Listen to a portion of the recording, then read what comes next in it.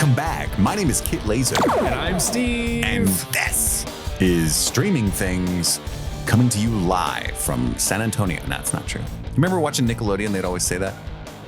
Live from San Antonio? No, it'd be like live from Universal Studios in Orlando and shit like that. Oh, yeah, I remember that. We're not there. No. This is pre-recorded in Kentucky. Yay. Basically Cincinnati. Yeah. It sounds better, and it's pretty accurate. I love living... I love love. I love love, but I love living on like a natural border of two states, because then you can just confuse the hell out of people when you just generally talk about Ohio, but they're like, I thought you live in Kentucky. And it's like, yes, but. I do. But I picked a city that A, you would recognize, and B, I mean, it's literally, if you walk out Steve's studio door right now, I mean, the downtown Cincinnati is just, it's right there. It's in your face. Mm-hmm. You know, tall, looming buildings. Yeah. Of capitalistic structure. And Forrest Gump probably had a hand in building that city. You think so? Yeah. Oh, he had a hand in every major development in the United States history. Yeah, since the 50s. So he kind of jumped the shark there. Today we're talking about Forrest Gump, the Robert Zemeckis film from 1994.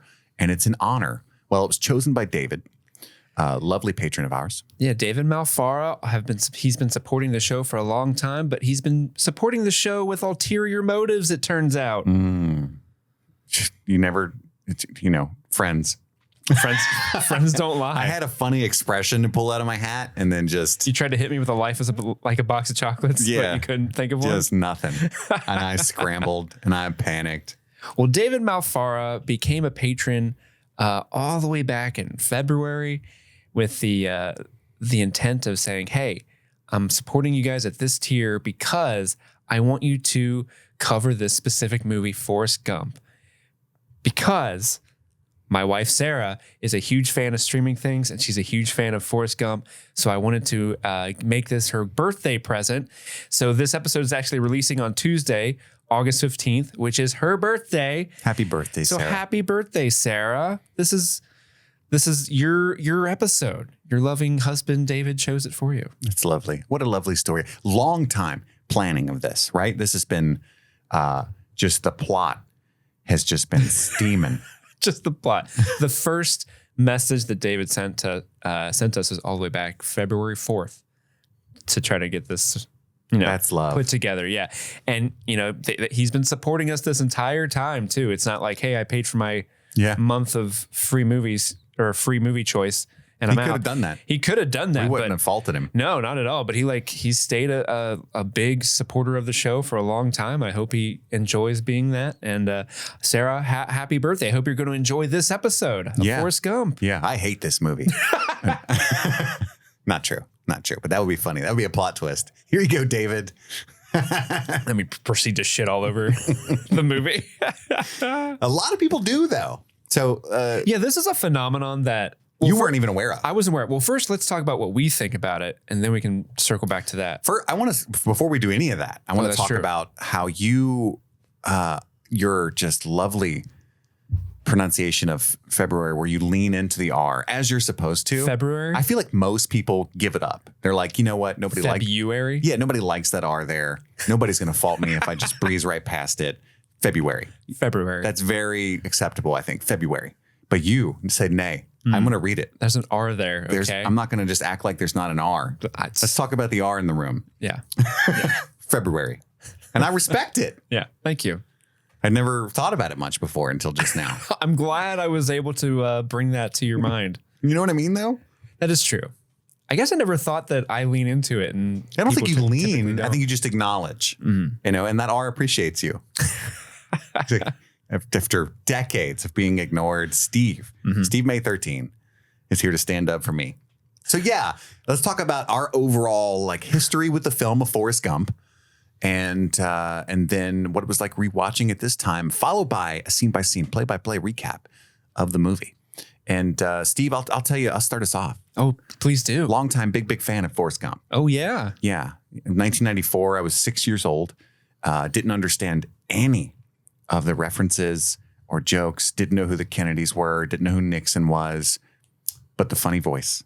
Loved it. Mm-hmm. Loved it. You love the running. Janae. All the time. My school bus was just rife with Forrest Gump impersonations. I mean, this movie was in the culture. And I watched it many times as an adolescent and quite a few times as an adult. And I have to say, I'm unabashedly a fan. You know, I unironically enjoyed it every single time, including last night. And even though I am now aware as a member of Film Twitter that the perception publicly around Forrest Gump has changed somewhat, as it is fair. Criticism, society grows. We look at old pieces of art in different lights, different perspectives, as we should, right? But we'll talk about that soon. Steve, what's your history with Forrest Gump? Do you have any? I have. And how do you feel about shrimp? I love shrimp. There's a lot of ways. You do actually. You love seafood. I do love seafood. It's I eat that shit up. I was at an event last night filming one, and shooting a shrimp. Well, they had a seems giant. Unnecessary. I know. Give me your money, shrimp. No. But they had a giant ice sculpture with like a ton of like lobster and crab legs. That sounds and like it a was fancy event. Killing me that I couldn't have any. You weren't allowed? Well, I was working. Yeah, but you could just dip a shrimp into some horseradish sauce. Just go to the client and be like, what's that? Home. But no, I really, really, really honestly love this movie. Like you, I was younger when it first came out. And, you just had the voice, the impressions. This is one of the most quotable movies of all time, I think. It's just like scene after scene after scene. It's a really funny line or a great quote. And then with the delivery that Tom Hanks is delivering it, it's just so charming and fun. And as a person who loves fun voices, like, that's a fun one to do. But like also my life has really strange moments that have happened in it as a direct result of this movie in a very interesting way. Okay. I will save those stories for when we get to the moments in the movie that inspired them. But yeah, there's a couple times in my life where like something strange or I got in trouble or someone yelled at me as a direct result of this movie. And it's kind of a funny story. But I love this movie. I think I cried like 6 or 7 times watching this movie. This movie will make you cry like on an instant and then like the very next scene make you just so hopeful. It's a good type of emotional roller coaster. No, I cry. I cried multiple times last night, and it's just always been a cry movie for me. And I was kind of as an ignorant person of privilege, a little taken aback a few years ago when I realized that a lot of people kind of look sourly back at this movie now. And so I did some digging and, maybe not a responsible amount of digging, but I read around. I read a few articles and some like reviews of my friends on Letterboxd and stuff. And I think the general consensus is that there's a lot of like, I viewed it, I don't want to say that, but there's revisionist history, obviously, in this movie. That's kind of the point of it. Like it's the shtick, it's the joke, right? Right. And the fact that it places a white man at the center of all of these pivotal moments in history. And a white man who is characterized, I think, by just towing the line, doing what he's told, ignoring everything, and therefore just succeeding because of that. I think there's a lot of criticism that it sends a terrible message that just do what you're told, don't think about too many things, join the military, you know what I mean? Everything's going to work out great. And I might be phrasing the criticism of this movie very poorly, but this is just what I've gathered, And then there's the character of Jenny, who was abused as a child, rebelled at every turn, protested the Vietnam War, was always on the front lines of doing the opposite of what she was told, trying to think outside the box, as it were. She had big dreams, wanted to be Joan Baez, whereas Forrest was kind of just like, oh, whatever. I like ping pong. Yeah. And then her character ends, she died, I think, of AIDS. That's what I've always surmised. Hep C. Hep C? Yeah, so this movie is based off a book, and I guess they wrote a sequel. Very loosely, is my understanding. Yeah, but they wrote there's some sort of sequel. I wrote it down where in the sequel novel it says that she died of Hep C, which that makes way more sense. Which would make a lot of sense because that could be something carried off in like drugs that popularly at the time, and there wasn't a cure for it at the time of her death, which was the early 80s. Yes. So yeah, apparently that's what it is, but it's never explicitly said in the movie. And Robert Zemeckis actually wouldn't say what it was either. Like he never even told Robin Wright what it was when they were shooting. It was just this big mystery. Well, I've always been confused by that because I'm like, wouldn't Forrest Gump Jr. have HIV if that's what had killed his mother? But he would have Hep C too. But anyway, she doesn't really get much happiness or end well at all. And it just seems really unfair to her character. But there's a lot of other criticism. I mean, he's just right smack dab in the middle of the Black Panther movement, poking fun at the whole. It's not a great look. There's a lot of stuff that's not a great look optics wise. And I totally get that. Mm-hmm. However, I don't know if it's my love for this movie and my nostalgia for it and my privilege speaking when it's like, because I don't think it's fair for me to say, well, I don't see it that way and it doesn't bother me, because it's like, it's not for me to say if it's bothersome or not really. Mm-hmm. But I can say I don't think it's that. I don't think it's insidious. Like the character is not one of power. It's a man with an IQ of 75, who just the whole ethos of the movie, it seems to me, and beginning and ending with that feather and his speech to Jenny's grave at the end. The way I read that, the way he says, like, I don't know if we're floating accidental like on a breeze or it's destiny. I think it's both. Like, that's such a great impression. That's so good. Because I think I really, that hits me because it's like he succeeds. Yes, there's lots of luck and I'm sure lots of privilege, but also he succeeds. I think the movie is trying to say because of his unwavering optimism and willingness to look for the best in people, mm-hmm. and willingness to go with the flow. Yeah. Right. Hence the feather. Like, you just kind of floating around, you go where it takes you. You don't fight it. You try to see the best in every situation. And things might work out. It's an overly optimistic point of view. And I acknowledge that not everybody has the privilege of going with the flow. Right. Right. I acknowledge that, but this is a movie trying mm-hmm. to say something. It might be an Oscar bait film. There's all kinds of criticism you could levy at it, but I believe in the overall. It warms me. The message warms me. Mm-hmm. Sue me. You know what I mean? Yeah. But I don't want to just outright dismiss the criticism that has come out in the last 10 years or so. Also, I'll let you talk in a second, I swear to God. But also, I think a lot of it is in retrospect when you look at some of the other films at the time. Like, this movie won 6 Oscars, including Best Directing and Best Picture. Other movies at the time nominated: Pulp Fiction, Shawshank Redemption. You know what I mean? And so I think when you look at the movies that have stood the test of time and look back, I think most people would be like, should we have given Best Picture to Shawshank? Should we have given it to Pulp Fiction?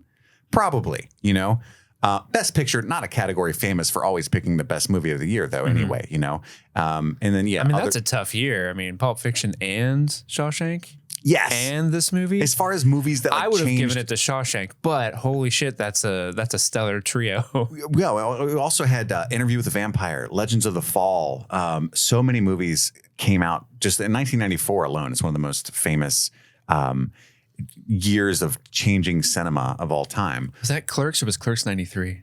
Clerks was that year. I mean, this was the 94 was like the indie film renaissance. Yeah. Because you had Richard Linklater coming out. You had Robert Rodriguez coming out. You had Kevin Smith. You had Quentin Tarantino. From 92 to 94, all that stuff came out, So also Speed. We can't forget Speed. Oh, you cannot forget Speed, my guy. I would have given Best Picture to Speed, personally. I mean, you can't go over 55, under 55. I mean, that's the whole movie. Ed Wood.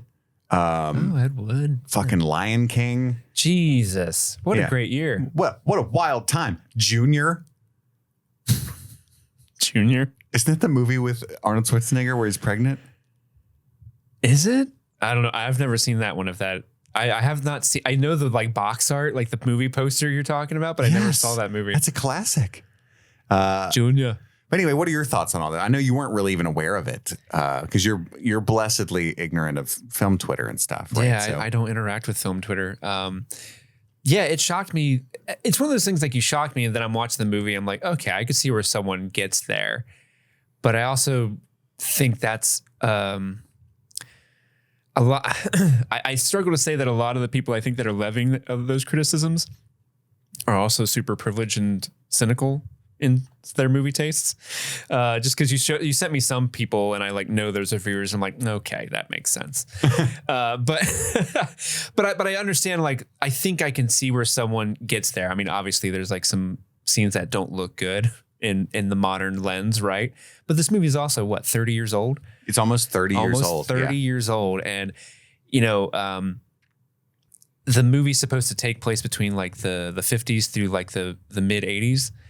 And I always took this movie as a very optimistic sort of story about America, in terms of like Forrest Gump is playing a young America. Like he is a vessel for which we see the country, but like in the most optimistic point of view. Like this is the type of patriotism. Like I'm not super into like jingoism when it comes to my patriotic movies. Like I hate jingoism, but I like the American experience story. And so it literally begins with a kid born who's named after the founder of the Ku Klux Klan. Yeah. So I took a note of that. Like, it's this person who's born with this awful history that maybe he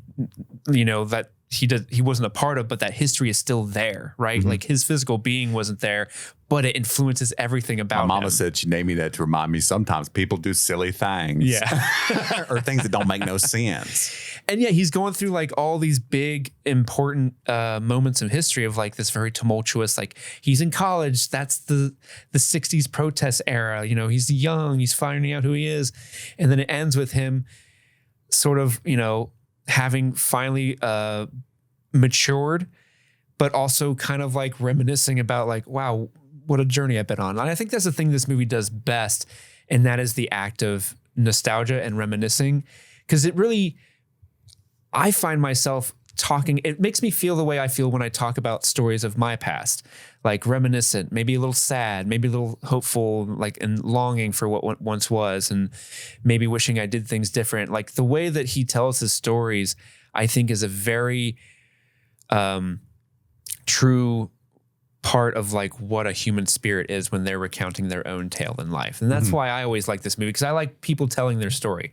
Like you could literally have, I think you could make this movie about literally anybody and follow anybody's life. And it'll be very different, right? Depending on whose story is being told. But I think it would still be a good movie because I'm super into people like, this is my story and this is how it happened. And I think this movie is really, really good at hammering that feeling and that nostalgia home. And I just like the journey it takes you on. It feels really, and it's optimistic too. So you don't watch it and like this movie ends and there is like this bittersweetness to the way this movie ends. A super, super hopeful movie ends in kind of a downer, but still with hope for the future. And I think that is such a, like, we're constantly dealing with that as human beings. You might be like, oh man, what a time.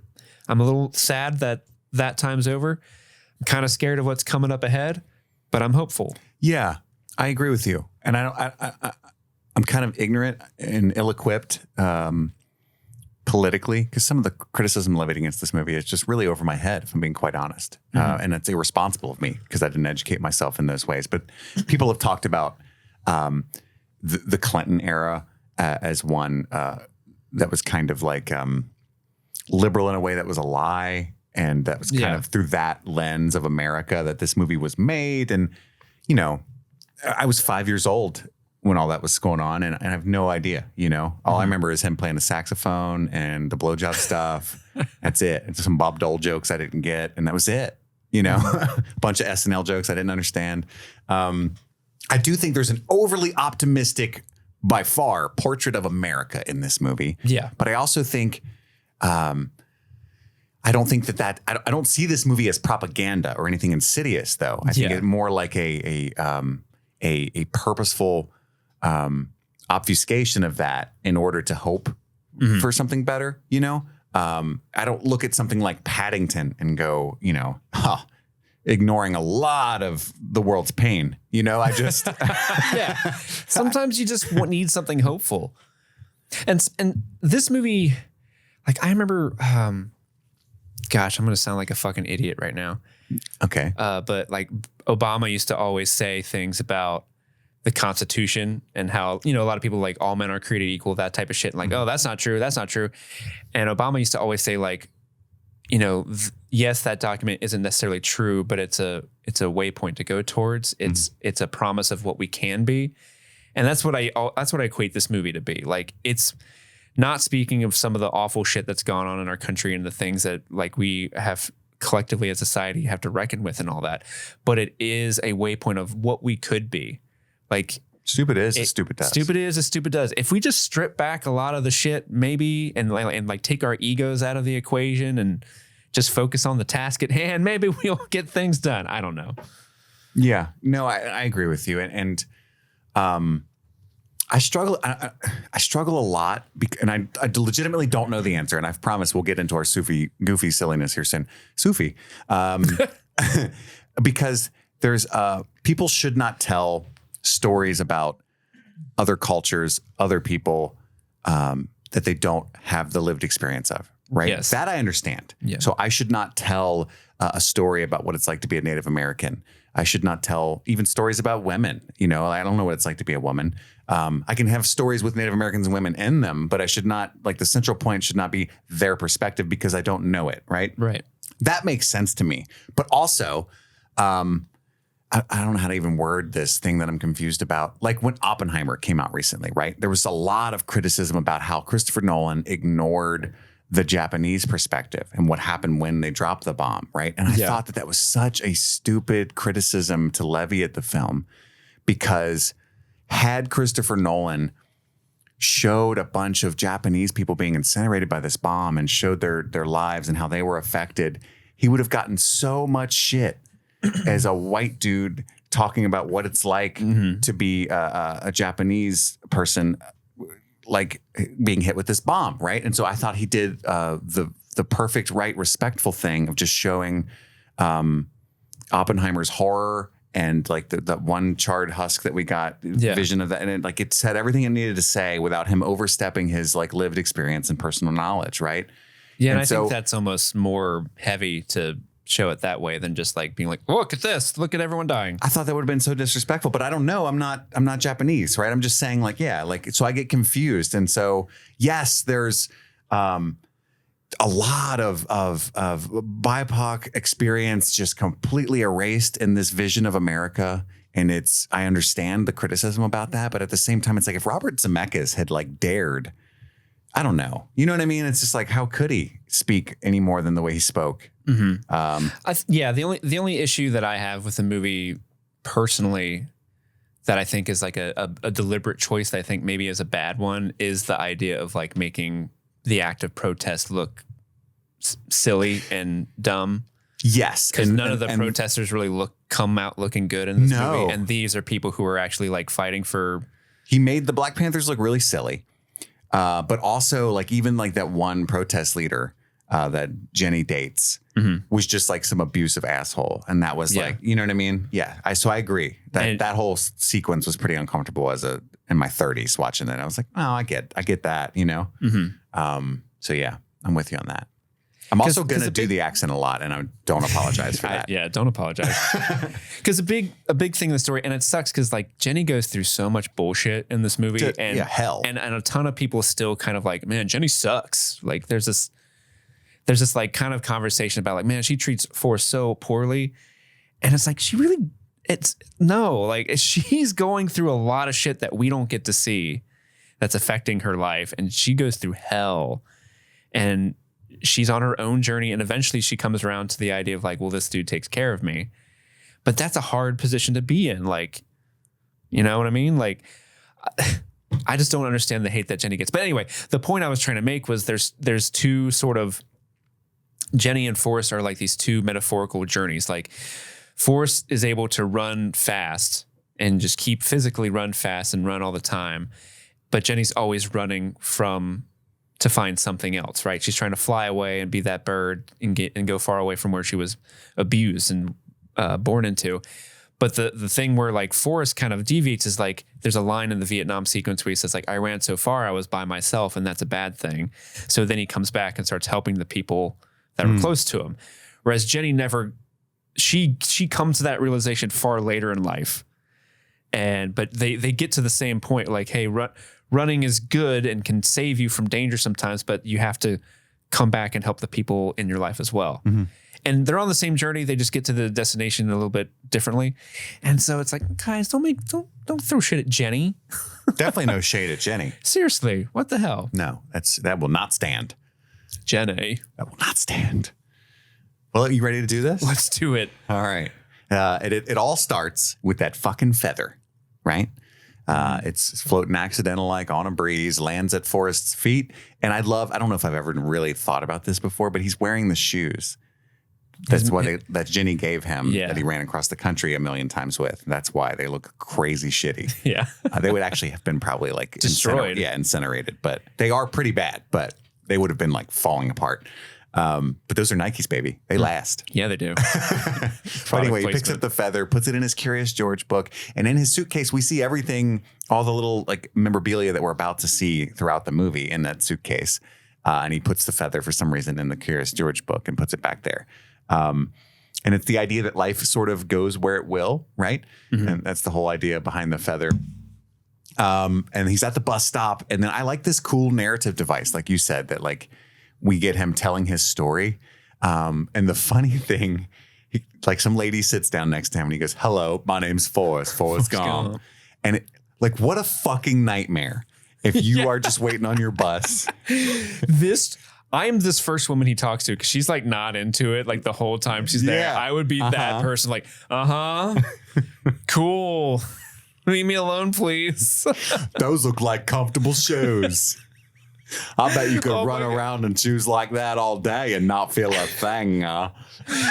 Tom Hanks is so fucking good in this. Like the way he even points at her shoes is so funny with the thumb out. Like those look like comfortable shoes. Like, oh, I love him. By the way, his accent was an accident. Are you aware of this? Yeah. The child actor who played young Forrest Gump was from Mississippi, and he like emphasized the G's on the ings and stuff. And yeah, he actually talks like that. Yeah, Bob Zemeckis came up to Tom and was like, "Dude, what are we gonna do? You need to make him talk like you." And Tom said, "Well, why don't I just talk like him?" And that's the most iconic, quotable accent of all time came from the kid, Michael Connor Humphreys. Yeah, he just spoke like that. Yeah. But yeah, he's like, my mom always said you could tell a lot about a man by his shoes. Where he's going. Where he's been. Where they going. Where they been. So like, it's hard to imagine anybody else but Tom Hanks in this role. Oh, it would never have worked. Have you heard like who was also considered for this? Please tell me. Okay, so the studios, or actually Bill Murray, John Travolta, and Chevy Chase turned down the role. John Travolta. Bill Paxton was Robert Zemeckis' first choice, but the studio wanted someone with more power, so they went with Tom Hanks. But the novel's author, Winston Groom, always envisioned John Goodman. Because in the novel, Forrest Gump is a heavy-set guy or a heavier guy, and so he always picks. I kind of want to see the John Goodman version of this movie. Something bit me, Donnie. You're out of your element, Donnie. Am I the only one around here playing by the rules? But yeah, like, can you imagine any of those people in this movie and not Tom Hanks? No, I mean, this movie only works with Tom Hanks. But he starts to reminisce right there on that park bench. We go back to him as a child when he first received his magic shoes, his leg braces. His back is as crooked as a politician. I could have swore he said crooked as a question mark. Oh, they say that later. Is that one later? Mama says that about him later, yeah. Sally Field. So yeah, he's got leg braces on. And then we find out she named him after the founder of the Ku Klux Klan to remind him that sometimes people do things that don't make sense. And she's got this giant, gorgeous home in Alabama that they rent out to tourists and travelers. And that's how they make their living. Probably a plantation home. Early Airbnb. 100% a plantation home. Yeah. Again, not talked about, understand the criticism, right? Yep. She goes to try to get him into a normal school because his IQ is only 75 and she wants him to have a normal education, and he's below the line. He's going to have to go to a special school. The principal's a creep. And is there a Mr. Gump? Mrs. Gump? He's on vacation. And then the guy makes the sex noises that like tortoises make when they're having sex. Yeah, when he ejaculates. He sounds like a wounded dolphin, which young Forrest picks up on as a strange thing. Boy, your mama sure does care about your schooling. Your mama sure does care about your schooling. I missed that. She was what? She was putting it down. Down. Is what that means. It's terrible. I miss the era where we would just like dudes would just carry giant blanket-sized handkerchiefs and like always dab it on your forehead, like, oh boy, it is hotter than the Dickens. Well, out there was here. no AC, and this is the hot South, man. Yeah, I just love the image of someone with a giant handkerchief blotting their forehead. Bring it back. Start carrying a hanky. Okay, You know, I I think will. that's what I say you should do. I will. But as a kid, I can still remember the long period of many watches where I did not understand this scene. So, you know what I mean? I did not know they were having sex. Yeah. So it's just this.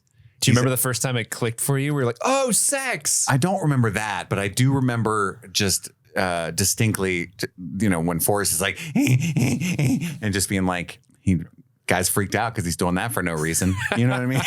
I understand. I would run away too. Yeah, leave the porch. His mom just wanted to talk to him late at night, and now he's in the school. I don't understand what's going on. I like to imagine, and he was worried about whether or not she had a husband. I'd like to imagine modern day Forrest is recreating that noise to the woman on the park bench that he's telling the story to. And then I was all like, at him.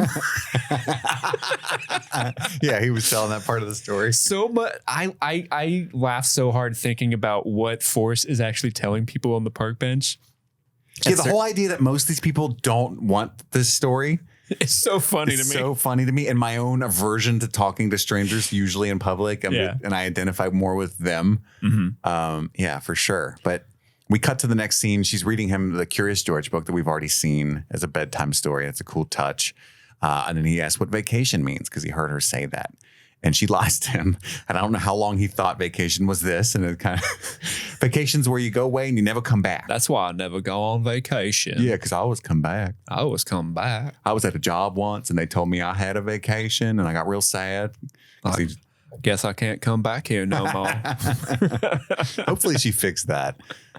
We find out that Elvis stayed in the house, and this is the first of a long string of like seminal American events that Forrest was at the heart of. Mm-hmm. And it's just a running joke. And directly influences in some cases. Yeah, he taught Elvis how to dance. Yeah. Do you know who did the voice for Kurt Elvis? Russell, baby. I didn't even know this until recently. 3,000 miles to Graceland. Here we go. I haven't thought about that movie in forever. Yeah.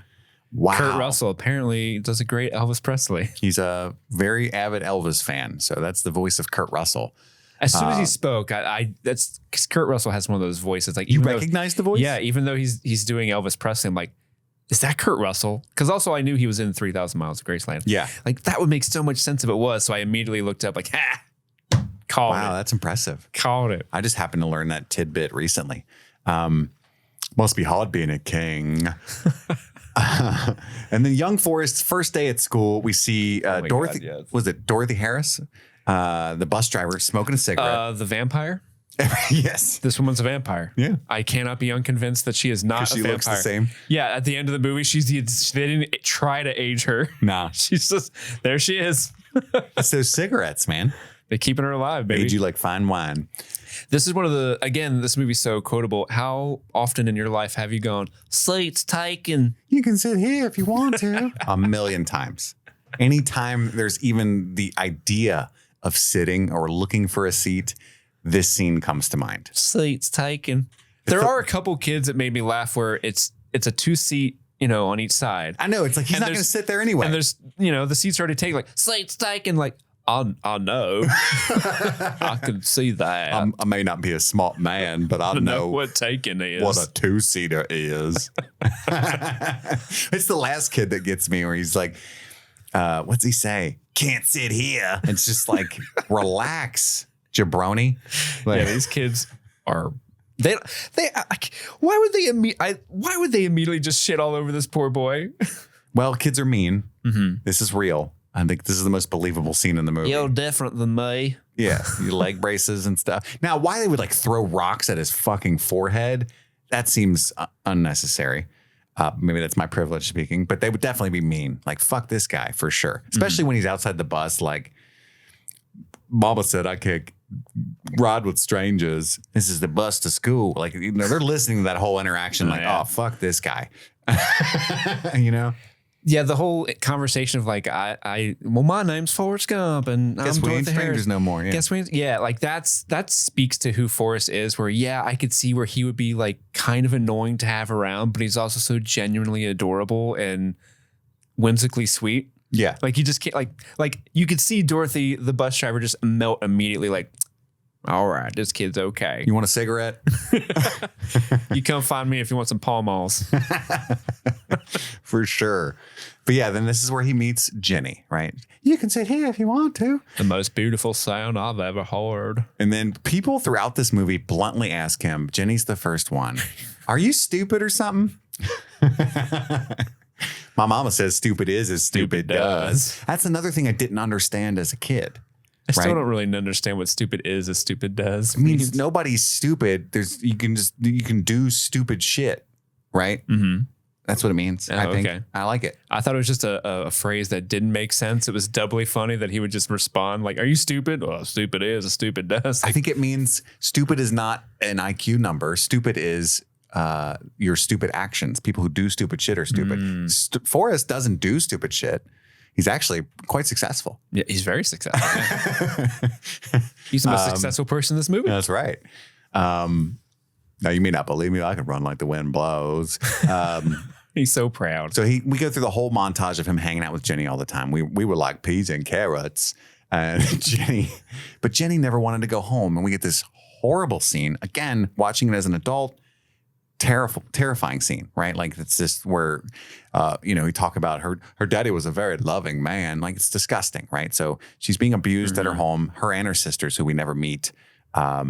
She does her prayer, make me like a bird so I can fly far, far away from you. Yeah, and before that, we get the iconic scene where it's all slow-mo. It's actually kind of cheesy, right? Like watching it this time, like, run, Forrest, run. Like, but it is. And I love that when the braces start breaking off in slow motion, and there's a shot where the boy just like looks up like, oh, I'm a going. That shot cracks me up every time because it's so cheesy. I think it doesn't work like it should now because like he never looks like there's anything wrong with him. Like, it says his back says crooked as a politician. Is it? Like there's no like triumphant relief. It works for me. As a kid, this scene was like, oh, he's a running. He's a running. And that's the advice he's been given his whole life is just run, Forrest, run. Right. I do love the juxtaposition when he tells that part and like him running is in slow motion. It's so epic, and it cuts to him on the park bench. And the woman's like just reading her People magazine. Yeah, and he's just so proud of it. The fuck out of him. You may not believe me, but I can run like the wind blows. Yeah, and then we get the Jenny stuff, and then she ends up living with her grandma. She does go to live with her, which is closer to Forrest. That grandma had a mean dog. Yeah. I think she came over because she was scared of that dog. Yeah. We cut to him in high school as Tom Hanks, and kids are now chasing him in a truck instead of bikes. Mm-hmm. And he's still just run, Forrest, running. And then he runs all the way across the local football stadium and catches the eye of the coach. Right. Mm-hmm. And so many funny scenes, but one of my like 10 favorites is when the quarterback just hands him the ball as he's zoning out. And he goes, run. And he goes, okay. And then he runs a 100-yard touchdown, but then passed and goes all the way into like wherever that goes, the stadium somewhere. He's the dumbest son of a bitch I ever met, but he sure is fast. And they take high school and college football very seriously, by the way, in the South. I remember that from Remember the Titans. Roll Tide. Is that a thing they say in Alabama? I think so. Okay. That is the thing. Rolled? What's that mean? I don't know. Something to do with detergent. Oh. And what to do afterward, I guess. I guess they're really into sponsorships down there. They are. Roll the Tide. Then we get the integration sequence, and Forrest is floating in the old stock footage. And it's the first one of those scenes that we get. The CGI didn't hold up. No, I was actually shocked at how like Kennedy talking and stuff. I was like, wow. I was actually shocked at how poorly it held up because I remember thinking like, wow, that's so seamless. Looks like he's there. Yeah, he's there. And then you watch it today, you're like, oh. As long as you don't watch the actual footage, characters like or Mouths and stuff. Yeah, that's when it's really bad. I believe this boy said they have to pee. Like it's like a dubbed anime or something. But yeah. His coaches, I think, are shocked that Forrest actually like crosses the line to help a girl, an African-American woman who's like attending the school for the first time because that's segregation. And Governor, they're all very racist. And Governor Forrest Wallace is like giving his like super racist speech about like, and it's kind of pressing today because he's commenting about how the National Guard is there to enforce segregation. And Wallace is specifically going, this country is on a trend towards military dictatorship. Like, you guys haven't changed. Not even a little bit. Not even a little bit. And his bus buddy gets on the number 4 bus, and she's so happy to be getting away from him because he's like, "Is that my bus?" And she's like, "No, it's mine. Stay this here. is the number 4. You stay." But a new woman and her son arrived. Yeah, and this is a good transition into the college section because she was like, "I remember when that happened. I was in college." And did you go to a college of just girls or girls and boys? Because Jenny was in a college just for girls, so he wasn't allowed to go there, or he would have. But he did get into college on a football scholarship, which is funny.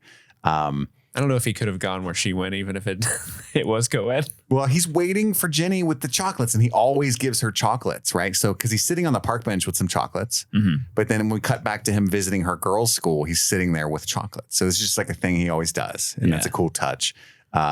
She shows up with a date, and they're fooling around in the car. Billy. He misunderstands because she does say ow. But so he goes in and starts beating the shit out of the dude.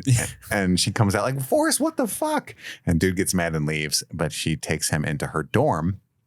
And this is where we get the scene about her dreams. Like, do you have dreams, Forrest? She wants to be famous like Joan Baez. She wants to be a musician. And then she sits down, notices that he's staring at her brassiere because she's in her underwear. And the scene is really weird at the end. And again, I haven't really thought of it this way as an adult ever, because that's like just the roommate sitting there petrified. But I forgot the roommate was there. So this is a scene I never understood as a kid what was going on. Oh, that he ejaculated? Yeah. So yeah, I actually didn't remember this and I've watched this as an adult, but I didn't remember this. Dizzy. So yeah, watching it last night, I was cracking up like, I'm dizzy. I think I ruined your roommate's bathrobe. So I love this. She said something like, she's like, have you ever been with a woman before? She's like, I sit with them all the time at home ec class. I sit next to them in home economics all the time. And then she says something like, bet that never happens at home economics. No, it does not. That class would be awesome if it did. Wish that I busted more nuts in home ec. I'm sorry. But then they have a stop Forrest sign above the stadium where he always runs too far. And the whole like band is like, no. Yeah. It's something that he does a lot. So he gets on the All-American football team. That's how good he is. That's how he gets to meet President Kennedy. And he drinks, must have been 15 Dr. Peppers. Dr. Peppers. Because he wasn't hungry. He was thirsty. They was free.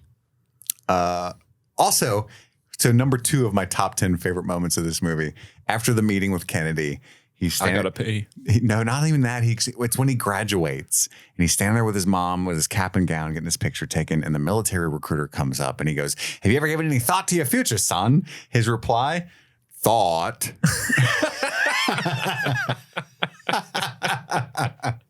No, he doesn't think about anything except Jenny. Thought. And Dr. Pepper. So then apparently he just joins the army for no particular reason. And I also love every time, because we get like 5-6 assassinations in this movie. Yeah. Every single time. And it might be like pseudo deep. I don't care. I like it. Where he says, and for no particular reason, they shot that man. Like for no particular reason, his understanding is like, I just don't know. Why would you? He wasn't doing anything. He was just standing outside talking to people. Why would you shoot him? Kind of thing. You know what I mean? He doesn't understand the politics that are happening around him. And nor like, should you? You know what I mean? Like it should never be okay to just like take somebody's life. Right. And I know you understand. I know you agree with that. I'm just saying like, I think that's the Forrest simplified way of just saying, why'd you do that? You know what I mean? Mm-hmm. Anyway. But yes, he where was I at in the story though? He's joining the army. He tries to introduce Yes. himself to the bus driver of the army bus. And like, I don't give a rat's ass who you are. And he's just yelling at him. And I love Tom Hanks's, whenever Forrest is kind of doesn't know what's going on. Like when someone's yelling at him, he kind of tilts his head down a little bit and his eyes get bugged out like, oh, okay. Relax. I was starting to think I made a mistake because everybody was already yelling at me. And they do the whole seats taken thing again in the army, right? Seats taken. And Bubba, just like Jenny, is the only one that treated him like a person and gave him an opportunity and said, hey, you can sit here, right? And that's how he meets Bubba Gump. Have you ever been on a real shrimp boat? No, but I've been on a real big boat. Such a good line.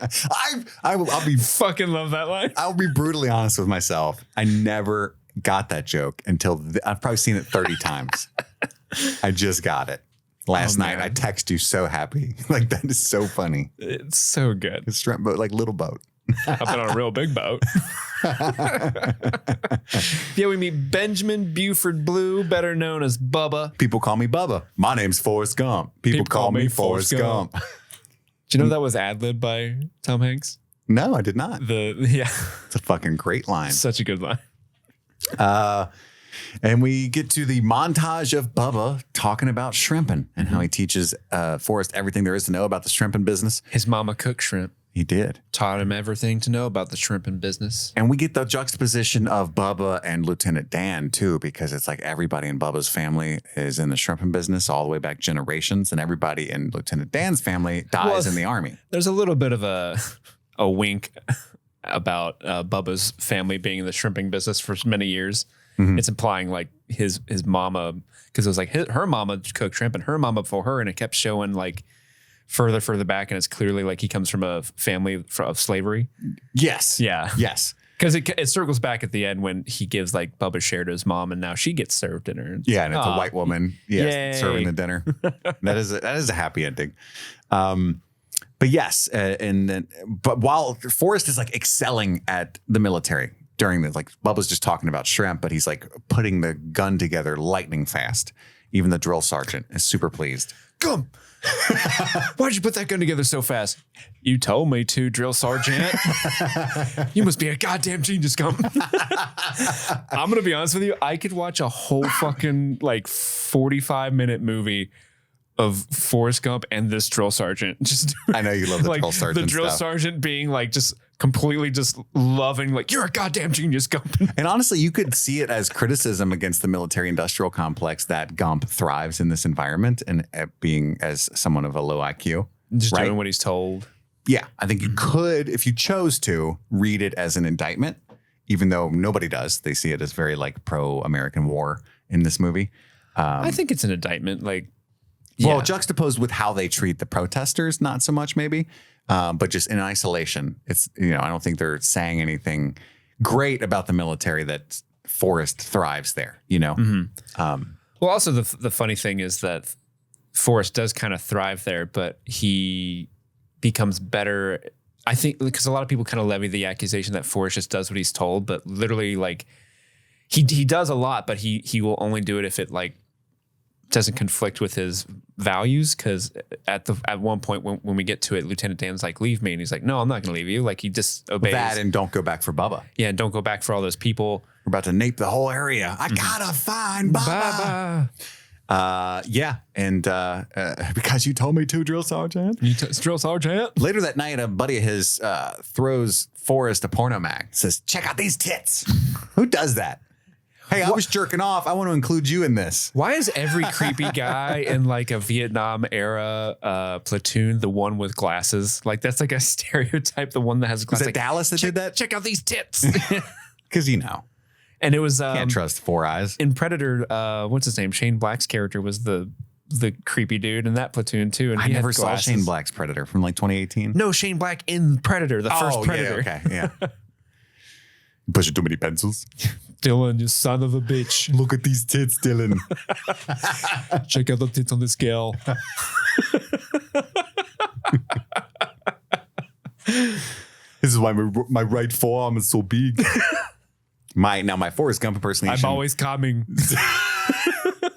Every day I'm coming day and night. Check out that video. It's not what you think it is. So bananas. So he finds Jenny in that magazine. So she posed nude in her college sweater and got kicked out of school for that. And then so she got a job singing in Memphis, Tennessee. He's excited to see her show, but it's just her naked singing Bob Dylan. I love her stage name, Bobby Dylan. That's true. It's a good name. And I love how pure Forrest is, because anybody who is aware of what's happening knows she's like doing this act at a gentleman's club. Most people will be like, oh, you're failing. That's gross. What are you doing? But Forrest is so pure of heart. He just sees his friends singing on a stage and he's like, her dream had come true. And it's kind of endearing, but also kind of like, oh man, it's not. Yeah. I'm sure it hasn't. And he sees some gross men assaulting her and throws them aside, which is cool, but then like tries to carry her off the stage. She's not okay with that, right? Like, you can't keep trying to rescue me. He says, I love you. And she says, you don't know what love is. She talks about jumping off the bridge early on, right? And then fly off this bridge. And then just hitchhikes away. This is my favorite. This is number line. 3. I love this part where she's about to get into the truck to hitchhike away, and he's like, they sent me to Vietnam. It's this whole other country. That part kills me every time. It's this whole other country. He just has no idea what's happening. He's so above it all, right? Yeah, that's a good way of looking at it. Yeah, he's like, above it. The qualms of mere mortals are nothing to Forrest Gump. This episode is brought to you by BetterHelp. It can be tough out there as we try to navigate the many twists and turns that life throws our way. Not every problem we face has an obvious or easy solution, but talking through these issues can always bring major benefits. So whether you're dealing with a career change, relationship help, or just getting used to your new normal, therapy helps you stay connected to what you really want while you navigate life, so you can move forward with confidence and excitement. I myself have benefited from therapy. I have benefited from BetterHelp. I was struggling to find myself and figure out who I was post-divorce. BetterHelp matched me with an amazing therapist who taught me all about codependency, what it was, and ways I can combat it and realize my whole true self. So if it sounds like therapy is the right move for you, then give BetterHelp a try. It's online, convenient, flexible, and can work with your schedule. Filling out a brief questionnaire is all it takes to get matched with a licensed therapist, and you can switch therapists at any time. To start your own therapy journey, visit betterhelp.com/streamingthings today to get 10% off your first month. That's BetterHelp, HELP.com/streamingthings. Hey Stream Fiends, over here at Streaming Things, we like to give a special shout out to all of our members of our Patreon, but we want to specifically shout out our super patrons for the month of August. So thank you, Becky Ladusky, Kaylee Sampson, Stanton Valentino, Huckleberry Cauliflower, Giancarlo Gasparin, Mike from New Hampshire, Brett X, Emily Scarano, Little Tickler, Svento7, Jay Scramo, AK Ashley Ray, Adam Busby, Wendy O'Laughlin, Jason Hawkins, Trey Barrera, Conrad, David Malfara, Professor Beth RN, Rabid Dog in a Barbie Car, Jose Ruben Cruz Rodriguez, Charlie Friday, Alexis Adler, The Pedal Peddler, Emmy, Joe Velez, Valerie, John Collins, Amber McVeigh, Amanda King, Trisha Bueller, Sun Loving Mortal, Suzanne Rode, Jadinklage Morgoon, Jen Robinson, Kate, Kalisha Reeves, Aaron Armstrong, Kevin Strother, Jeanette Murphy, Ashley Powers, Stephen V, Casey McCain, and Enza. Thank you all so much, and back to the show. And we cut to actual Vietnam, and there is no war movie that could be complete without Creedence Clearwater Revival's Fortunate Son. It's so good. Pave the way for mine. That was good. That's some good Creedence. Ooh, the red, white, blue. I ain't no fortunate son. There's some bangers in there, but I think Creedence is used in every single like major Vietnam movie, is it not? I feel like it's a rule at this point. Like you got to use. If you get the helicopters, it's either that or Flight of the Bumblebee. That's it. Yeah, Flight of the Bumblebee. So then, Gary Sinise comes in, and the whole movie changes. I'm just sorry. It's not Flight of the Bumblebee. It's Flight of the Valkyrie. That's what fucked my brain up. Yeah. You see me go. I'm not going back. Because you said Fly the Bumblebee, and that is a song, so I thought you were making a joke like, oh, that would be really funny. That's way different. Flight of the Valkyrie is what I meant. Yeah. I was trying to breeze past it, and you saw my brain reset where I'm like, do I acknowledge it?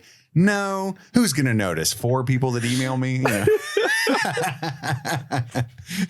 But Flight of the Bumblebee is even better. Let's add that to some Vietnam War Just do footage. Apocalypse Now with Flight of the Bumblebee. Make it all cartoony. They're flying in. Flight of the Valkyrie. Way different. Anyway, Gary Sinise enters the picture, changes the entire movie. Do not salute me, because he doesn't want to be sniped, pegged as a leader in the military for the snipers. And Lieutenant Dan's whole family dies in war. You know, every generation. And that's his like goal. That's his quote unquote destiny, right? He had a lot to live up to. Yeah, he did. He did. I love when Gary Sinise like kind of is giving them the tour, and he's like, 2 rules of my platoon: take care of your feet and don't get yourself killed. And then he goes into the bathroom, and Forrest's like, I hope I don't let him down.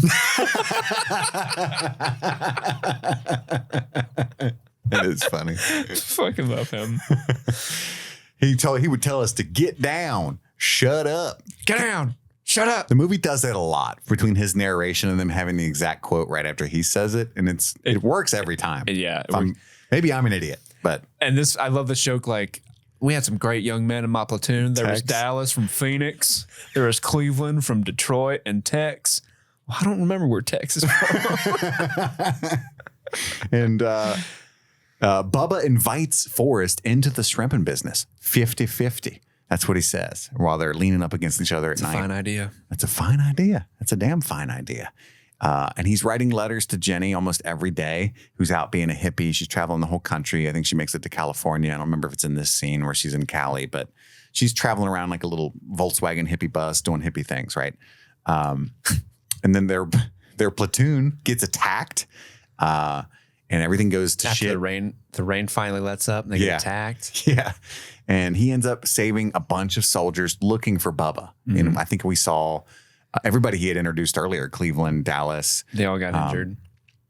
And this is where he had like run so far and he's like, I was by myself, which is a bad thing. So he starts going after everybody and just can't find Bubba, but he can find everybody else. And Lieutenant Dan is even really upset that he's saving Lieutenant Dan's laying there with his legs mangled, calling in an airstrike on himself just to get the Charlie. He was always looking for some guy named Charlie. And this is where he gets shot in the buttocks. Something bit me. But he keeps running. I say that all the time. Like if a bug bites me. Yeah. Something bit me. Or like you get like a hamstring cramp. Yes. I did that. I used to do that in track all the time. Something bit me. It was a bullet, wasn't it? What? A bullet. I jumped up and bit you. In your buttocks. They call it $1 million wound, but our government must keep that money because I haven't seen a single time. That's such a good line. And then I love that when it cuts back to him telling the story, it's just a new guy. And it's just like he just kept going and people are coming and going and he doesn't give a shit. He's just telling his story. Yeah. But yeah, it's the new guy. Yeah. I haven't seen a cent of that. But all his... Oh, yeah. But yeah, poor Bubba. This is where Bubba dies. Yeah, we can't gloss over the death of Bubba, I suppose. Yeah. Yeah, because he finally finds Bubba. It doesn't look good. And they're just... It's a little funny, but it's also like... They do have a comedic element because he's like, if I'd have known that was the last time I was going to see Bubba, I would have said something better. And he goes, hi, Bubba. Hey, Forrest. Like, it's funny, but then... It's sad. I cried. It's really sad. And like, they're really... This is like cry number 2 for me already, I think. Yeah, they're very good at having Forrest kind of put a punctuation on the end of everyone's dying in this movie that just kind of crushes you. I think the act, because usually he says like, they died on a Sunday morning. Like he knows like exactly the time of day and what day it was they died. Yeah. And there's something about the way he says it's like, oh, he remembers that so vividly. That's hard. Bubba died right there on that by that river that day, you know. Yeah, he came from this place in Alabama, but he died on that river. It's like, oh. Very sad. And we cut to the hospital. All his letters to Jenny are returned to him. There's also another one of the most iconic lines for me personally of all time. Lieutenant Dan, ice cream. Ice cream. But you ain't got no legs, Lieutenant Dan. That's one of the best parts later.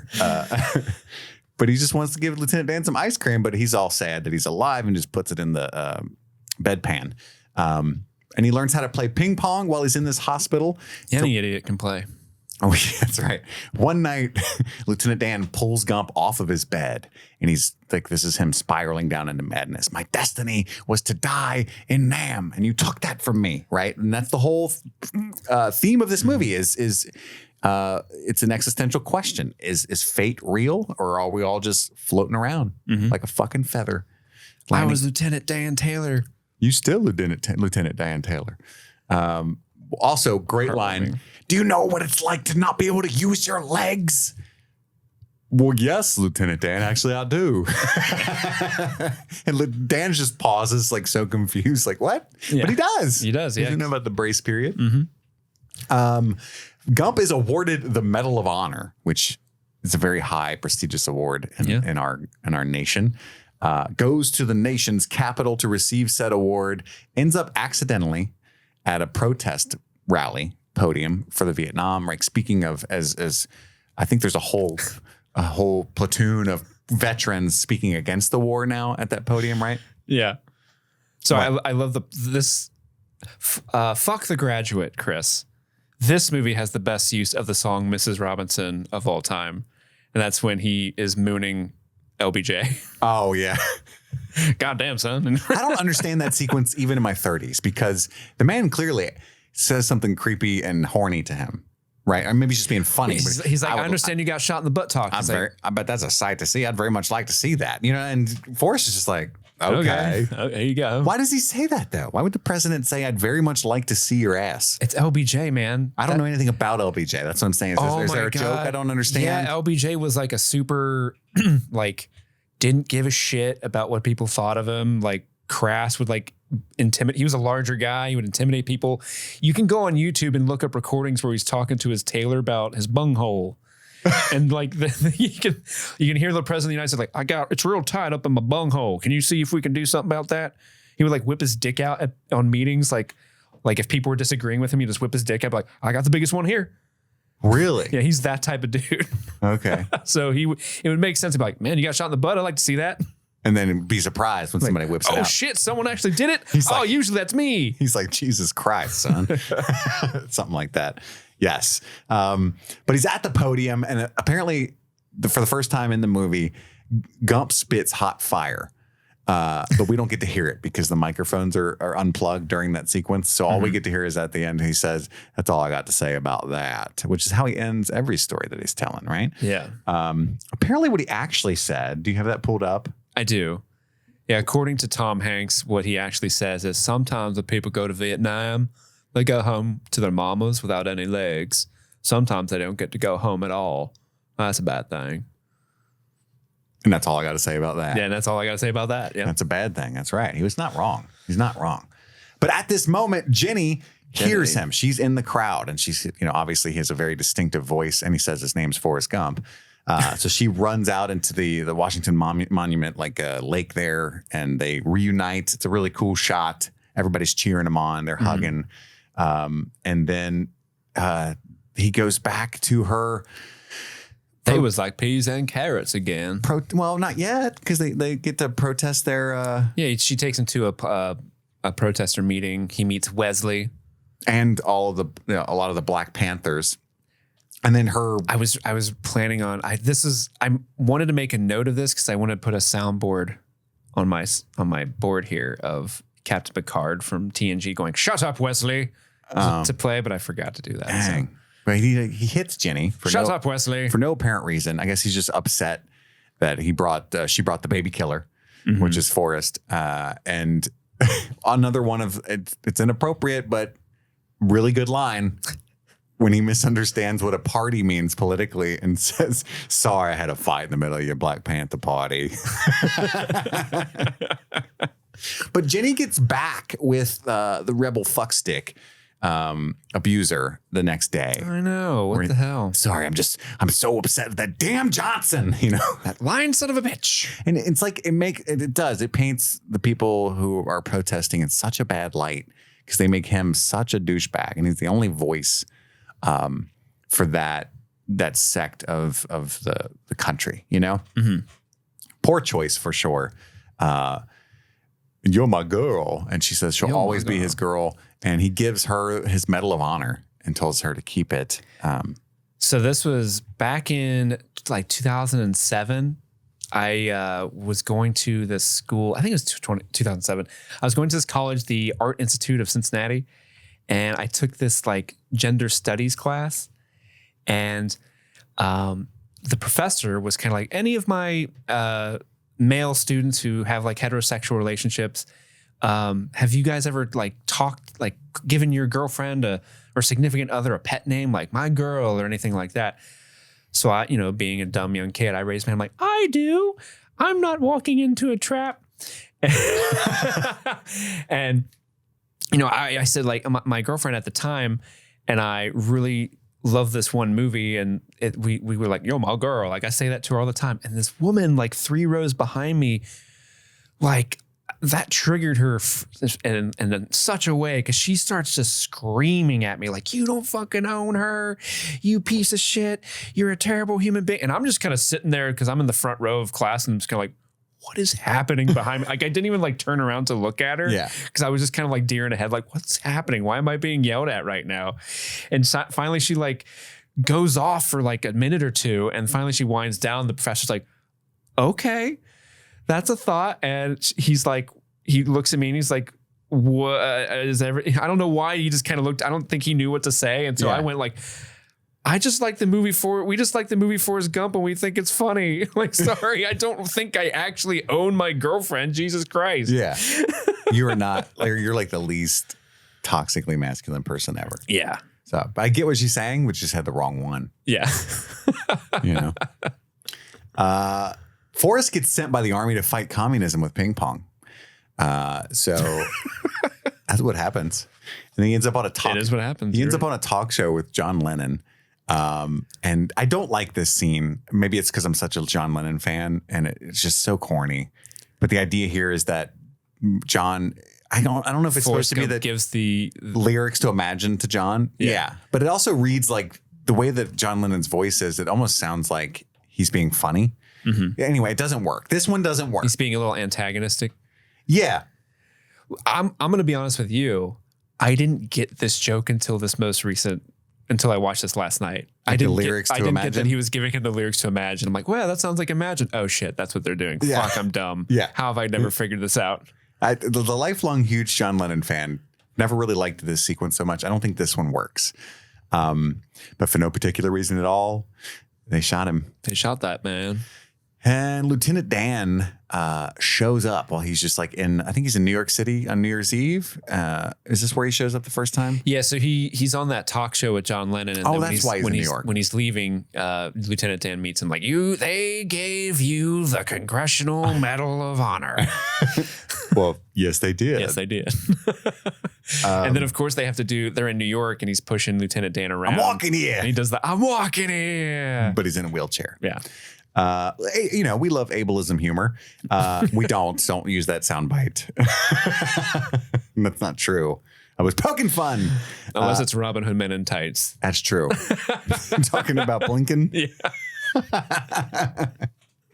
Every one of those jokes landed, and I'm not proud of it. Have you found Jesus, Gump? Well, I didn't know I was supposed to be looking for him, sir. So good. That's such a good line. Yeah, it's deep, isn't it? It's deep. So he sends him out to get more liquor. Ripple. I've never had that particular brand. I don't know what that is. I haven't either. It's New Year's Eve. And then Gump tells Dan his shrimping plans because he's got to honor his word to Bubba. And he says, I'll come be your first mate if you're captain of a shrimp boat, because he doesn't think it's going to happen, obviously. Mm-hmm. We cut briefly to, because he's sitting there in the party. He says he's thinking about Jenny, hoping she's having a great time somewhere. We cut to her with a black eye in California. So she's not having a great time. She's like leaving whatever dude she's with. Yeah. And then Lieutenant Dan is at his apartment with, because he's living off disability from the military. Oh, we get that iconic shot of Lieutenant Dan sat at the party with like the confetti getting all in his hair. Yeah. Like that is such an iconic sad person shot. Sad boy shot. Yeah. Lonely in a crowd shot. And he takes the two women back to the apartment with Forrest. She's trying to have sex with him. He kind of throws her off of him. And then she starts calling him an idiot. Mm-hmm. Dan defends him and says, "You don't call him stupid," and then falls out of his wheelchair. The women kind of laugh at the both of them and leave. She tastes like cigarettes. I don't blame him. I get it. I met the president of the United States again. And this time it's Nixon. And this time they try to say that Forrest Gump was the cause of Watergate. Yeah. It's people nice, running around with flashlights. And they must be looking for a fuse box or something with them lights to keep me up. And I love the added touch that the dude he calls, the security guy that answers the phone, is the name of the actual person that caught those guys in Watergate. I knew you would know that stuff. Yeah. I don't know any of that stuff. So is that what it is? Yeah. Nice. Deep Throat, right? Was his name Deep Throat? No, so Deep Throat was different. No, this guy's name was Frank. He was just a security guard that was like, "Hey, there's somebody there." So he walked over and caught him. I don't even know what the Watergate scandal is. It's basically like it's him trying to influence an election of the DNC because they were at the Democratic National Convention offices, and I think they were futzing around with papers there. Okay. Futzing around with them like sons of bitches. Let me see if I can get a better, like, quickly explainable. The scandal stemmed from the Nixon administration's attempt to cover up its involvement in the June 17th break-in of the Democratic National Committee headquarters in Washington, D.C. at the Watergate office building. Then he resigned, and we got Ford. Yeah, Gerald Ford. Gerald. Gerald Ford. Gerald Ford. What a name. Gump is finally discharged from the military. By the way, the ping pong is digital. Every time you see one of those ping pong scenes, there's no real ball. It's a computerized ball. He also never blinks in the ping pong scenes. And apparently, because you keep your eye on the ball. Yep. And apparently, he did the action in that scene where he gets his discharge papers to pick up the digital ping pong ball, but they didn't digitize the ball when he goes to pick it back up. So it's just him picking up the paddle and nothing and walking away. That's funny. I didn't pick up on that. That's funny. When he gets home to his mama, he gets the sponsorship of a ping pong company. They make paddles, right? $25,000 for us. Yeah, but that's a lie. I don't use that paddle. Mama said it was just a little white lie. It was fine. It's fine. She was right. My mama's so smart. He got the $25,000. He goes straight to Bubba's family. He buys a shrimping boat. Bio the Battery. What a cool town name that is. After Bio taking his the mama Battery. out to dinner, buying a new suit, like he has like every dollar Itemized. Yeah. But then like 3 people back to back ask him if he's stupid or something. He goes out, only catches 5 shrimp, names the boat Jenny, of course. We cut to the actual Jenny. She's at a disco club snorting blow. Snorting rails, yeah. That's what you do. And then shooting dope. And then we get that scene where she's kind of contemplating suicide again. Great use of Freebird. And get it? Because make me a boat so I can fly. Yeah. I wrote in parentheses, get it. Get it? Yeah. That was an epic Freebird use. But it's kind of epic every time you use that song. It's true. If I make a short film and we can afford it, we got to use Freebird. We gotta. Either that, if it's a war Can movie. we only use the slow parts of Freebird? Yes. We don't use the epic solo.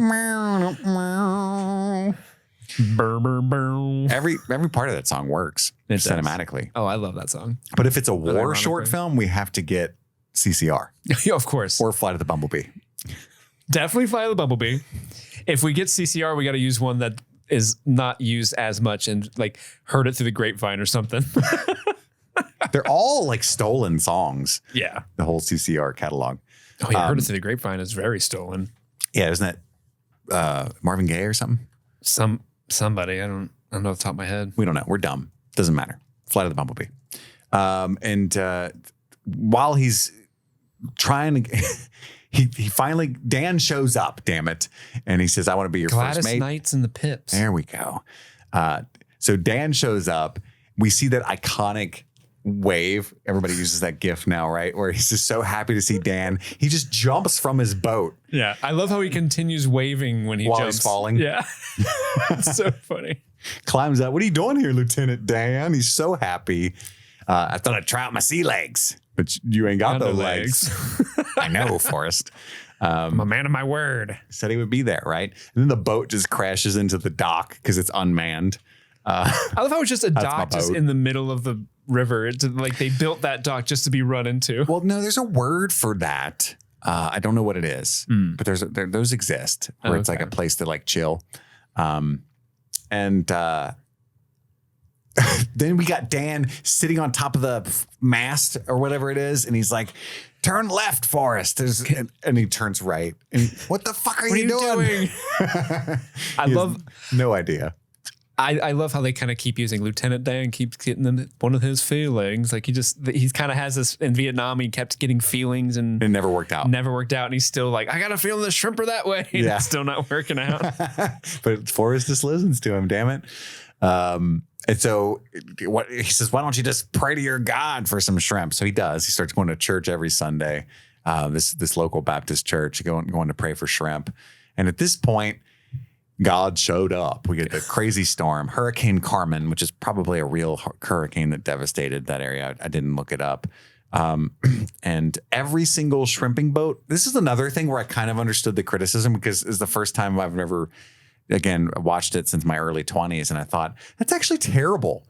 They're like all these small business owners were put out of business. And that's how Bubba Gump became so big because they're the only boat to get lucky and survive. Yeah. A whole community culture got destroyed. And luckily Forrest Gump is there to so reap after the benefits. That, shrimping was easy. It was easy. Shrimping ain't easy until it is.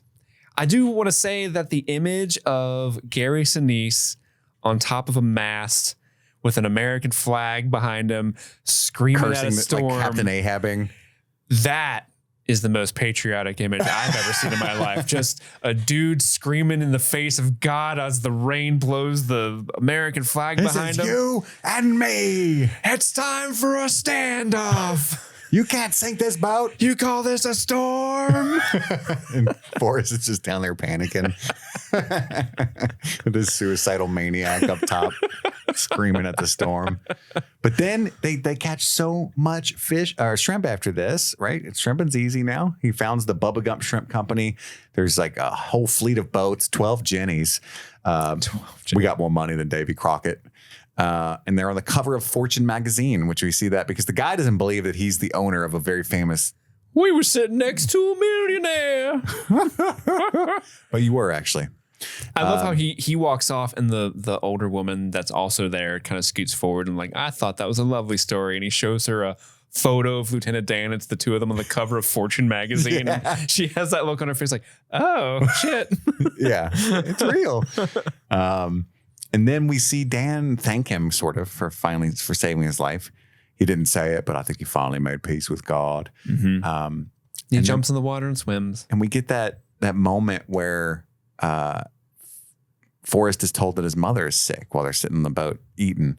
And he just jumps right out of the boat immediately and starts swimming like a mile to shore or whatever. Like he doesn't even think anything else of it. Like it's just immediate. And the back doctor, the guy that gave him the leg braces is in there treating his mother. Sure got you straightened out, old boy. God damn, I'm funny. I did sniper tone for a second there. I'm a doctor.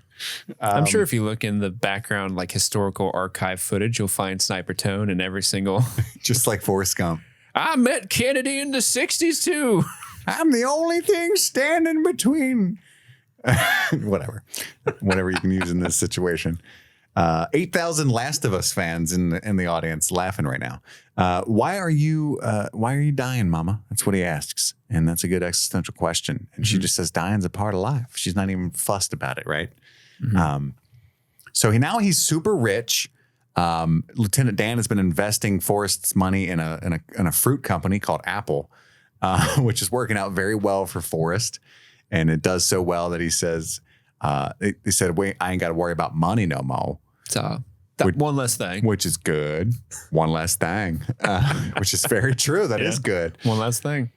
So he starts mowing like the football field he used to play on for free. Mm-hmm. Gives a ton of money to the church and the hospital and Bubba's mom. Half of his fortune, as per the original deal, to Bubba's family. Yep. 50-50. So he cuts that grass for free. But I love this. It's very dark.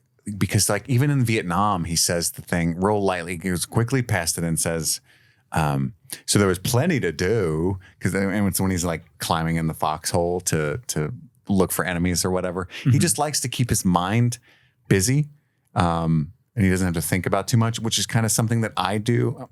Not to get too deep, but like I have a really hard time sitting still. I get very depressed if I'm just sitting there. Like my wife makes fun of me all the time. We caught COVID in the second part of the pandemic, like when everybody was back out. We got COVID for like the third time or whatever because I had to work throughout the entirety of the pandemic for the most part. So I got COVID a lot because I work in hospitals. And it was the second day, probably 2 hours, like 8 o'clock in the morning of quarantine.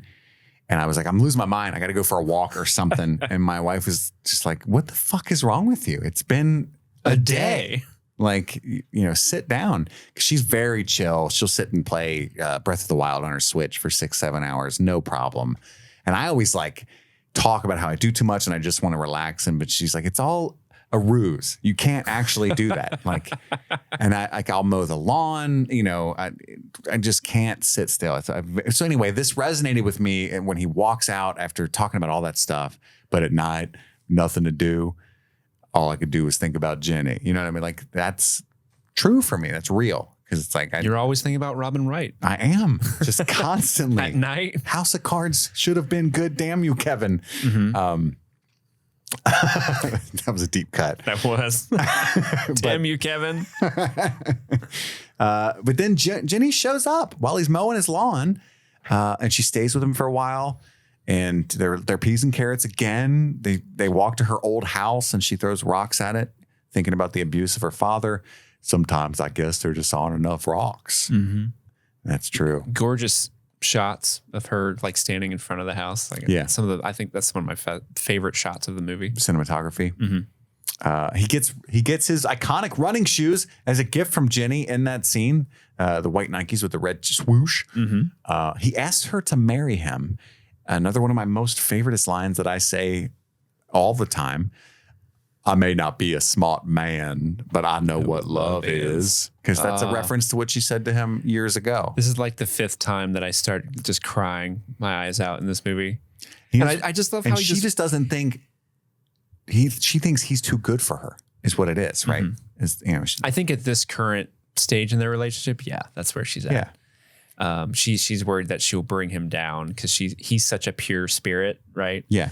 And I just love how he's so upset, and his way of emoting that as he goes out to the screened-in porch where she can still see him, and he just does the, what am I gonna do? Just puts his hands on his hips. Like, I love that little bit of acting. It's so him. That's as mad as he can get. Yeah.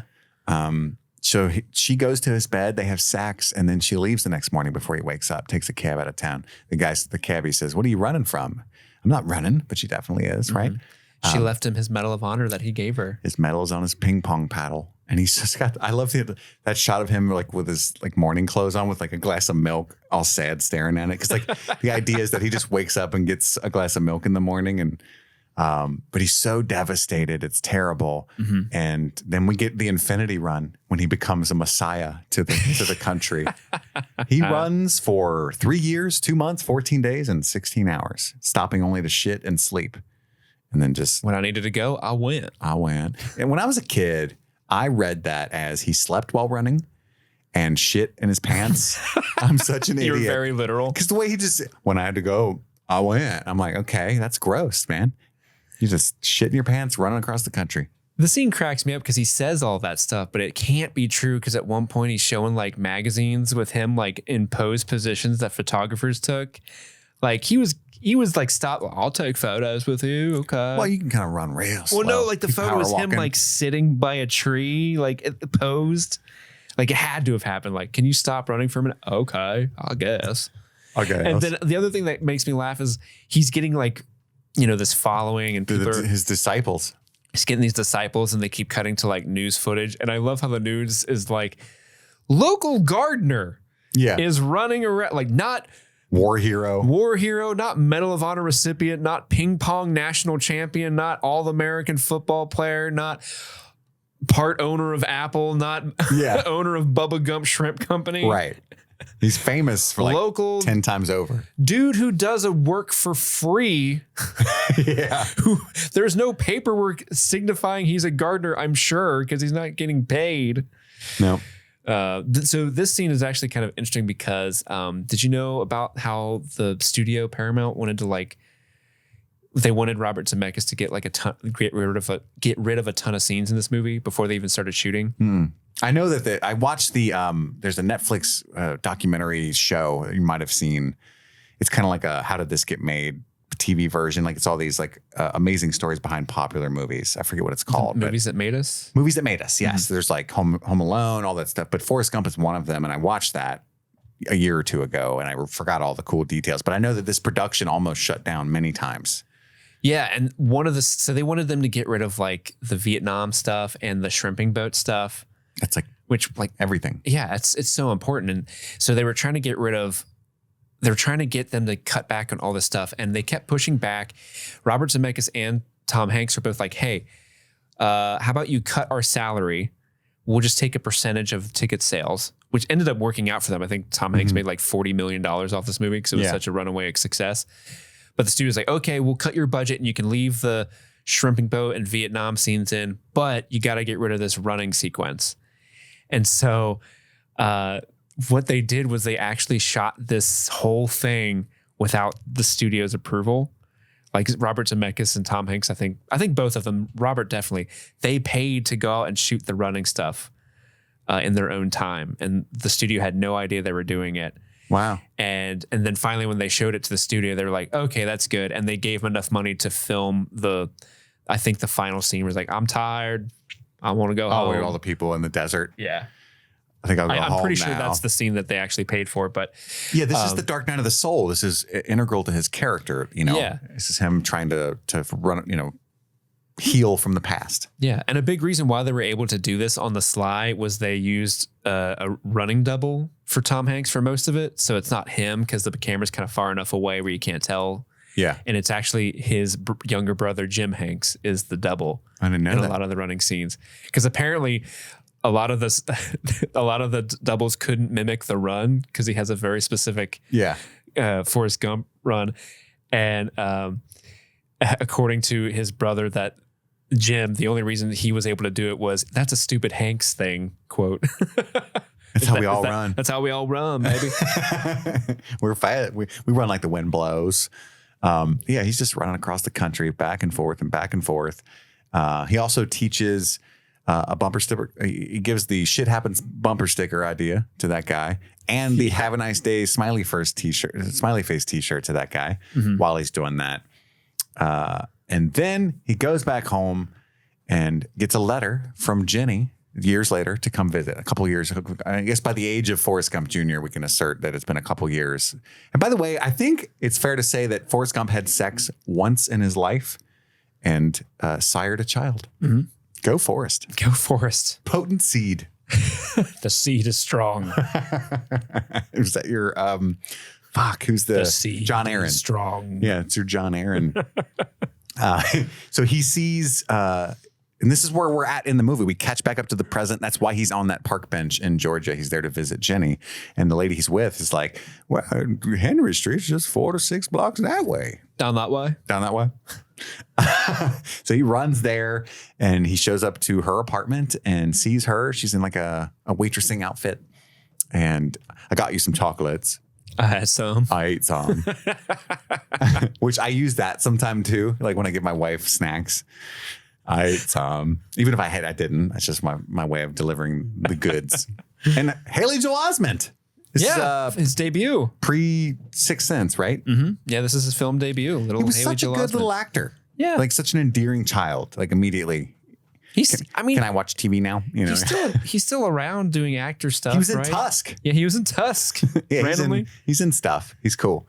I think he's a podcaster. Fuck him. I don't like him anymore. There's so many podcasts. By the way, I know I've said this a bunch. Another one of my all-time favorite lines. It works so well. Sue me. I'm an idiot. He's looking at the child. He's like, oh my God, Jenny, you're a mama. Yeah, I'm a mama. His name's Forrest. He got a daddy named Forrest too. He's like, I named him after his daddy. He got a daddy named Forrest too. Yes. So good. I love it. That's my name. And then he's like, this scene wrecks me. Yeah. I'm a simple creature. Yeah. Every time he says, is he smart or is he, and he touches his chest, meaning, is he like me? Mm-hmm. And she says, no, he's so smart. Right. And like, that just Forrest's, yeah. just the acting by Tom Hanks in this scene alone is just incredible. Like the way when she says you're his daddy, Forrest, and him kind of taking a step back, not knowing how to process like, that. you didn't do anything wrong, right? Yeah, he's she like, says you didn't do anything wrong. That's so heartbreaking. Because he's like, what do you... Bitch, I've got like $300 million. What? Why are you struggling here with my kid? And then the moment, and he says like, he's the most beautiful thing I'd ever seen. Yeah, I mean, that even though like he says that after he finds out that's his child, I believe he still thinks that because that's Jenny's child. Like that could be, it could be another daddy named Forrest, and he would still think that kid's the most beautiful thing he'd ever seen. Yeah, because it's Jenny's boy, and that's so cute. I just immediately thought of my son. Yeah, it's a thing, and the scene wrecks me. Tom Hanks plays it so well. Robin Wright's perfect because she's actually kind of healed now, and unfortunately, she has the Hep C, but like she's happy she's got her kid, and she's like, hey, I'm so sorry for anything I put you through. It's a great scene, and then he goes to sit and watch Bert and Ernie with his kid. They have the same head tilt. They do the identical head tilt thing. Yeah, it's so well done. It's such a nice small touch. But then the next day or whenever that was, they're together again, and Jenny tells him that she's sick, and he's like, "Well, what do you?" What is it? I think he's quoting like an old commercial for medicine at the time, because he says, "What do you got? Cough due to cold." And I think cough due to cold. I'm almost positive that comes from like an old a medicine commercial that we used to watch as kids as like a list of symptoms or something. I could be wrong about that. It's never occurred to me before, but it's just the way he phrases it is so idiosyncratic that I think that's what that joke is. But no, she's got some kind of, I think she says blood disease or something that there's no cure for. She just says that she has a virus that they don't have a cure for. And he's like, come live with me. I'll take care of you. And she asks him to marry her. And he's like, okay. What a twist. And then we cut to his wedding, and Lieutenant Dan shows up. Lieutenant Dan? New legs. You got new legs. I love how he hasn't actually even introduced Jenny to Lieutenant Dan, and the first thing he does is he goes, new legs, and he turns to Jenny and goes, new legs. Like, yeah, I don't know who that is. He's beside himself. Yeah. Oh my god, titanium alloy, same thing they use on the space shuttle. This is my fiance Susan. Hello. That's like her only line. This is my Jenny. Love him. Yeah, so this scene with Lieutenant Dan showing up with the new legs and Forrest kind of geeking out about him, that is Tom Hanks's favorite scene from the movie. Oh, really? Yeah, Tom Hanks, in an interview he said like that scene's very powerful to him and it's his favorite one, which is fun. It's a good scene. Yes. And Gary Sinise, by the way, did you know that he's like super into helping veterans? No. I don't know if it's a direct result from this film, but Gary Sinise like has a rock and roll cover band, or he started one in the mid 2000s called the Lieutenant Dan Band, and they would go do like USO tours and play for the military. And then he also started a foundation for injured war veterans, and it raises like $30 million a year. Wow. For go Gary Sinise. Yeah. So he's doing the good work. Go Dan. You're healed. Apparently he was awarded the Presidential Citizen Medal in 2008 for his charity efforts. Way to go, Dan. They gave you the Presidential Citizen Award. They're going to give me that one. And then Jenny dies on a Saturday morning, I think he says. Praise man. After he brings her some food, and they have a great talk. That talk is so sad because he's telling her about like all the cool things he's seen. Like there was this lake, looked like a mirror. You couldn't see where the sky ended. See, looked like it was two skies, one on top of the other. Yeah. Because she says, I wish I was there with you. And he says, oh, you were there the whole time. You were. I'm going to cry thinking about it now. That's such a good scene. Like there's 3 cries back to back to back. And it's when he realizes he has a son. It's this speech to Jenny and then talking to her at her grave. Well, and this is the scene where the whole movie, Forrest never says were. He would usually like phonetically, if you did say the word were, he would say was. I was this. And that. The first time he says were in this movie is you were, because she says, I wish I were with you. And he goes, you were. Like, it's just like another way to tie them together. Like, oh. Yeah, that's a great pull. And I just love that he had some kind of peace while he was running across the country, and he show all these like beautiful ways of saying things, you know, like talking about the sunrise and the desert, you know, and like you said, the skies on the mountain lake, all that stuff. It's beautifully done. She passes away. He's talking at her grave. He buried her under that tree that they used to climb on as a kid. Bulldozed her dad's house. Yep. Fuck that guy. And like when he sets that letter down, you know, little Forrest wrote you a letter. I'm not supposed to read it. Just leave it right here. It's so cute. He doesn't read it. No, he doesn't.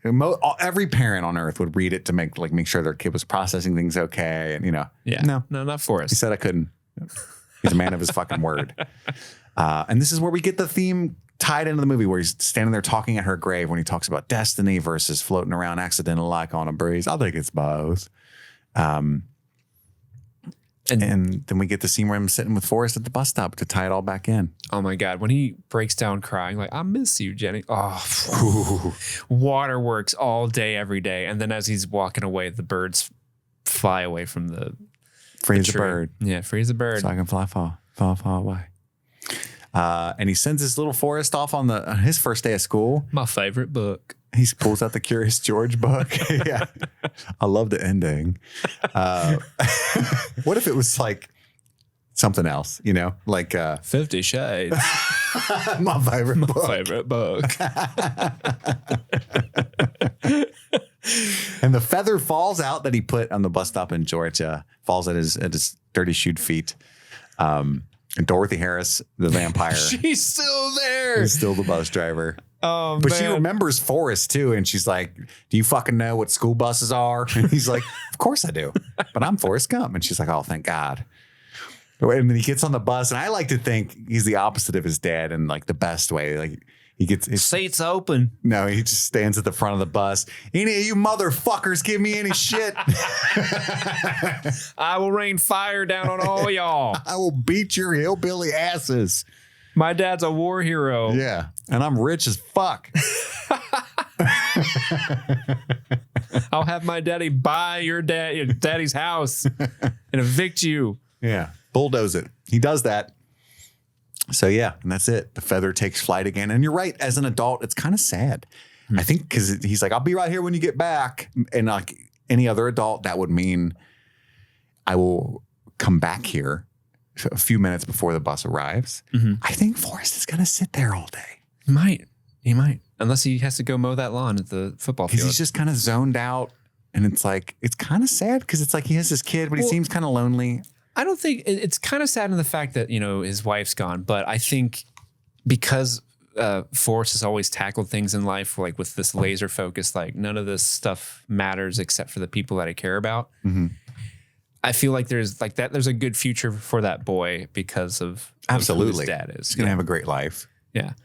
Can you imagine if there was a sequel to this movie and we got to see Forrest Gump through all the other historically important moments since the mid 80s on? Like, can you imagine like those two planes are going to hit that building? Like, oh God.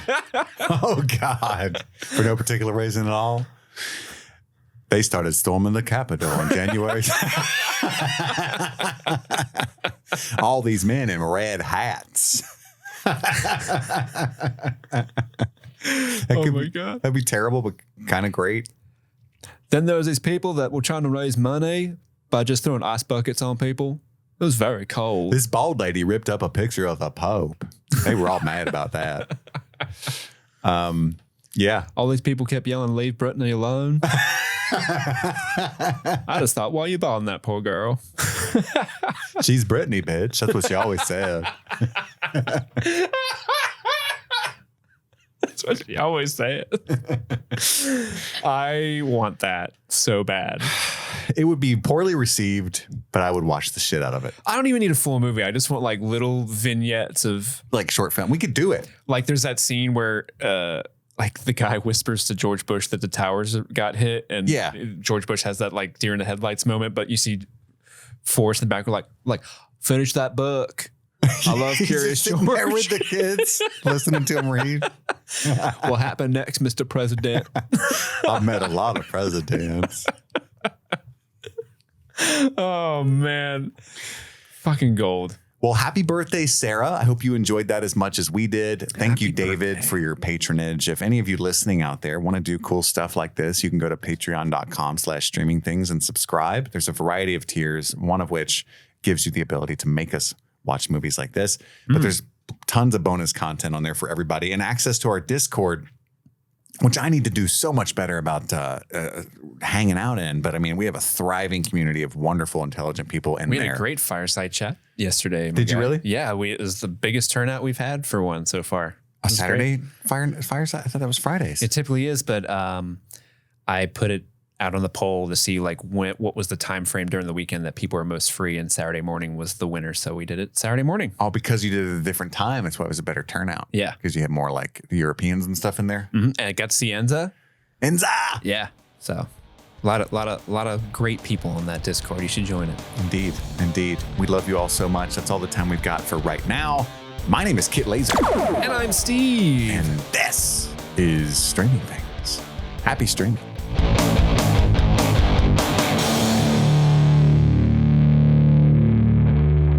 Happy streaming.